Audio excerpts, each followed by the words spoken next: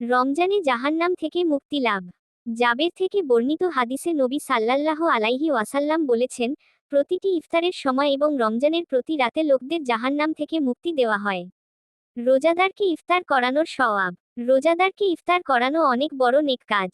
রাসূল বলেছেন, যে ব্যক্তি কোনো রোজাদারকে ইফতার করাবে, তার জন্য রোজাদারের প্রতিদান সমান প্রতিদান দেওয়া হবে এবং রোজাদারের প্রতিদান থেকেও কোনো প্রতিদান কমানো হবে না। খেজুর দিয়ে ইফতার করা সুন্নত। যে কোনো খাবার ইফতারে থাকতে পারে, তবে খেজুর দিয়ে ইফতার করা সুন্নত। হযরত আনাস বলেন, নবী নামাজের পূর্বে তাজা পাকা খেজুর দিয়ে ইফতার করতেন।